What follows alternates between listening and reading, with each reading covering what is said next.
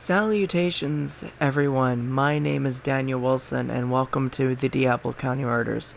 This is a slightly infuriating case, but we're gonna get through it. It's also quite a gross case. I put if I remember, there should have been a warning back at the start of the video.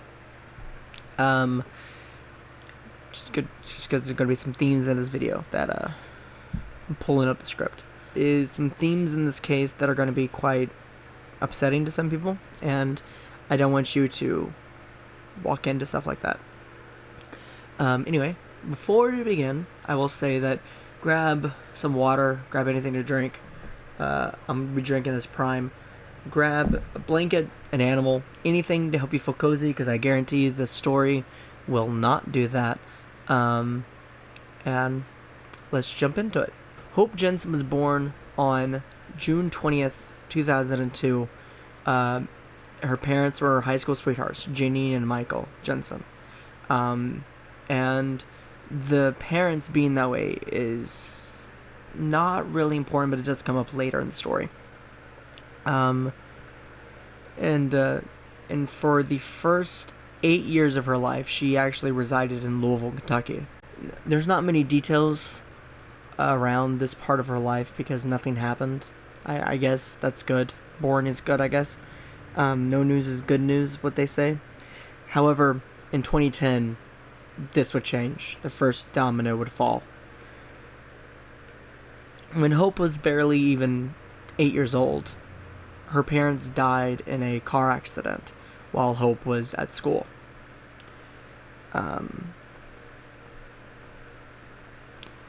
To avoid being placed in the foster care system, Hope went to go live with her grandmother down in, and I'm gonna mispronounce the name of this town, so bear with me. It's Spanish. Paso de Diablo, Texas? It means Devil's Pass, or Pass of the Devil. It's down in Texas, near the border.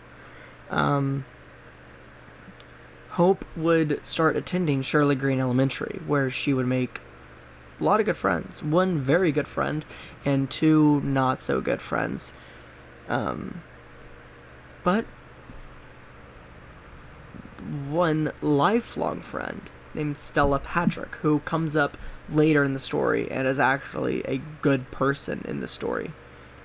It is also here in Shirley Green Elementary where she found a passion that she would carry through to the rest of her life. Cheerleading. It sounds cliche, but it's true. Throughout the rest of her school career, cheerleading brought her, so much joy. She also got the best grades in her district. When interviewed and asked about why how she managed and tried so hard during school, she said that she wanted to make her parents proud, which, it's the sweetest little thing ever. There was, of course, the obvious bullying and the usual expectations, but through it all, from what I can tell on the outside at least, she kept her chin up through all of it. But her armor did start to crack whenever she got into high school. She was filtered into Diablo County High School, which I didn't have this experience because when I went to school, it was one district all the way up. But if you don't know how it works in some parts of America, or I don't know how school works in the other parts of the world, it may work the same way. There are some schools that have elementary school, but then they'll send kids from 7 districts all to the same middle and high school. And that's how you end up with schools with 8,000 children and none. It is also here when she met Ted, the pretty boy jock. And it almost looked like history was going to repeat itself. Cheer team, jock, high school sweethearts. It looked that way for a while. However, that sadly did not turn out to be the case. In fact, Ted only seemed to have dragged her down in many cases. Ted was a rich kid as well in Diablo County, almost royalty. Um, Large in part due to the family's large oil control. They had a large supply of oil that they filtered through their company. His father, Richard Donovan, was a runner-up and... hold on. His father, Richard Donovan, in the election cycle prior to this happening, was the runner-up and favorite to become governor, which is an accomplishment because if he won, he would have been the only person worse than Governor Greg Abbott. At this point, Hope began to fully embrace the party life and drugs and all that, and I've seen people try to use this as an excuse to justify what happened to her. And listen, I don't like drugs either. I think alcohol, tobacco, marijuana, I think all that should be banned. Recreationally, medically, I think. If your doctor gives it to you, you should take it. But I think recreationally, I think it's all... I don't think you should access it. But to try and use that to justify what happened to this poor woman is just demonic. I'm sorry. There's no other way to put it. It's just demonic. It's evil. Okay? Now, no matter what her extracurricular activities included, she usually kept up in school. But there was beginning to be slips and falls here and there. Fast forward to February 20th, 2018, and she is at a school party. We're celebrating the school district's latest round of sports victories. They were on a winning streak. However, it is at this party where she is drugged and sexually assaulted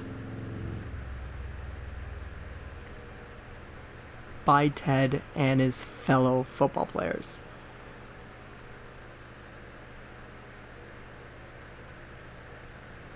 Now, this right here is what I was talking about, where I say people try to justify what happened to her or make excuses. I feel like there is a big difference between her choosing to do drugs and her drinking some punch that she didn't know was spiked, and then this happening to her. There is a huge, huge, huge difference, okay? Get your fucking head out of your ass and see that there is a difference. And the dumbasses who did it recorded it on video, which would be important later, I guess. Which would be the dumbasses who did it recorded it all on video. I don't know, for cloud, I guess. And that video will be important later. Obviously, I'm not going to show it. I have no wish to even view it. Now, she tried to go to the police, but it was very clear that they was against her. What do I mean by that? Well, they took a sample, and even after everything that this poor girl has been through, they took her statement, they did this, they did that, they did everything, and then they decided to throw the case out. The police decided to throw the case out because there were drugs in her system. Now, put yourself in her position, right? You've just been assaulted, and you were told by the police that they'll do nothing about it. Alright? How does that make you feel? It probably made me pretty mad. I don't know. I don't know what I would do in that situation. Well, Hope had an answer. She decided to take justice into her own hands. Now, at this point, I want to give a quick statement on I do not endorse violence. I do not condone violence. Vigilante justice is illegal. Keep that in mind for the rest of the video. I disavow.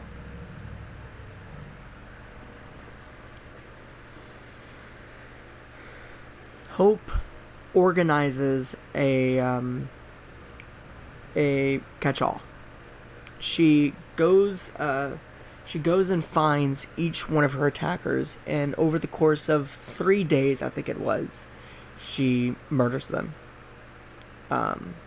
And she actually left Ted for last. Right? She leaves Ted for last.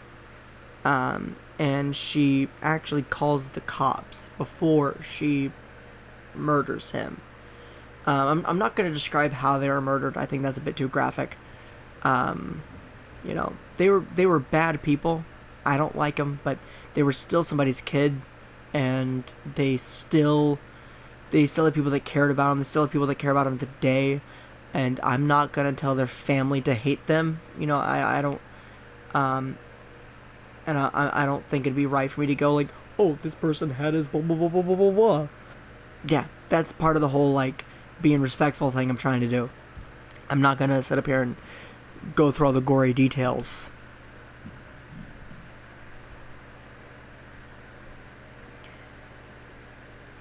Now, I mentioned that she called the police before murdering Ted, and that's true. She also surrenders herself to the police. Um,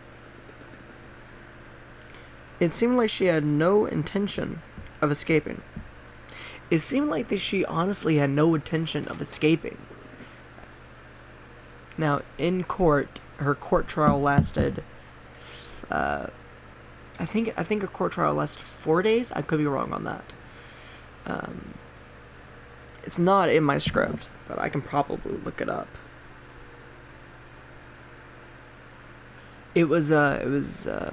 Her court trial lasted 3 days, not counting the administrative delay.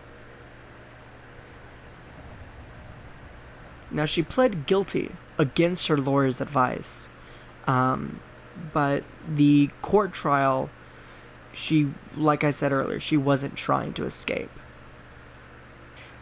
She got life with the possibility of parole after 25 years.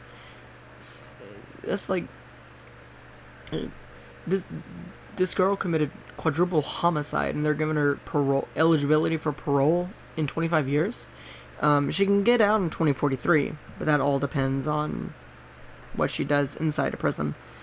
Um, in 2021, her childhood best friend, Stella Patrick, actually started a non-profit in Hope's name, designed to help other people that are struggling in the same situation Hope was, where, hey, you've been assaulted and police don't believe you, let's rally on your side or whatever. Um, I think it's had 3 successful cases, one out of Mississippi, one out of Oregon, and one down in Florida. Um, and that's and all that since been 2021. So we have we have the future to look forward to as well. There's more details that I could have went on, but I didn't really think that was relevant to the case. But I also feel like I kind of skipped over a lot of stuff. There was an interview that Hope Jensen was supposed to do with CNN back in 2020, but I think COVID got in the way of that. They had to reschedule it. I read an article, and they had to reschedule it, and then it just never happened. I think they canceled it. But yeah, this is slanted. I just realized. Anyway, yeah. So that has been it for me today. I'm gonna see you in the next video, which hopefully will be the doll maker case. I should stop making these promises though. Stay safe. Stay happy. I'll think of an outro one of these days. All right. Goodbye, audio in 3, 2, 1.